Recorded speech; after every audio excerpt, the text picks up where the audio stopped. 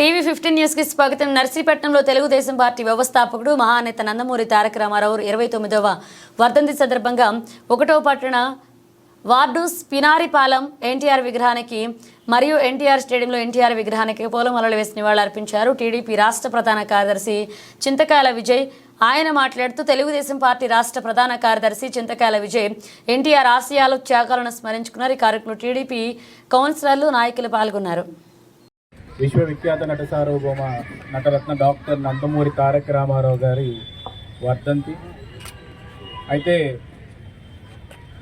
ఇది ఆయన చనిపోయిన సమయానికి చాలా ఆయనకి కూడా మనం సహకరించి నందమూరి తారక రామారావు గారి ఆశయాలను ముందుకు తీసుకెళ్తూ నారా చంద్రబాబు నాయుడు గారు ఇప్పుడు అనకాపల్లి జిల్లా చూసుకుంటే ఈ ఒక్క 8 నెలల్లోనే స్టీల్ ప్లాంట్ నిపాన్ తీసుకొచ్చారు. అలాగే మన ఎన్టీపీసీది ఇక్కడ మనకి యలమంచిలి నియోజకవర్గంలో గ్రీన్ హైడ్రోజన్ అక్కడ ఓపెన్ చేశారు. ఆ ప్లాంట్ గురించి ఎవరికి తెలియట్లేదు. ఈ ఇండియాలోనే సెకండ్ లార్జెస్ట్ ప్లాంట్ అది. సౌత్ ఇండియాలోనే అలాంటి ప్లాంట్ లేదు. అలాంటి ప్లాంట్ని మన అనకాపల్లి జిల్లాకు తీసుకొచ్చారు.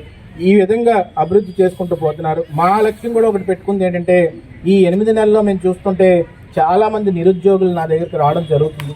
దానికి ఏంటంటే ఏదైనా ఒక సంస్థను కానీ నర్సీపట్నంలో తీసుకొస్తే బాగుంటుందని చెప్పి మేము కూడా ఆలోచించడం జరుగుతుంది. ఎందుకంటే ఎన్రాక్ ఇక్కడ ఉన్నా కానీ వాళ్ళు 2007 నుంచి నేను చూస్తున్నాను. నేను కూడా పాదయాత్ర చేశాను. ఆ 2007 నుంచి నేను ఆ జాబ్లు ఇస్తాం అంటున్నారు. అలాగే గడిచిపోతుంది.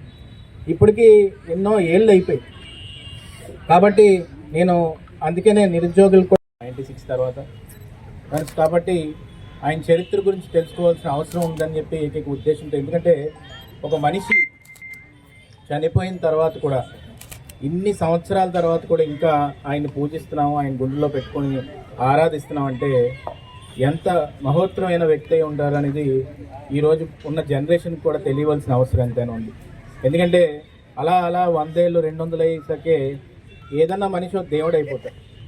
అలాగే ఈరోజు నందమూరి తారక రామారావు గారు ఒక దేవుడు లెక్కే ఈరోజు ప్రతి ఒక్కరికి కూడా పేదవాళ్ళందరికీ కూడా ఆ రోజు ఉండడానికి ఇల్లు, కట్టుకోవడానికి బట్ట, ప్రతి ఒక్కరికి కూడా అన్ని విధాలుగా కూడా సాయం చేయాలని ఏకైక ఉద్దేశంతో ఆనాడు రైతులకు కానీ హార్స్ పవర్ విద్యుత్ 50 రూపాయలకి ఇవ్వడం కానీ ఎన్ని సంస్కరణలు తీసుకొచ్చి రాజకీయ చరిత్రలోనే ఒక కొత్త నడవడి.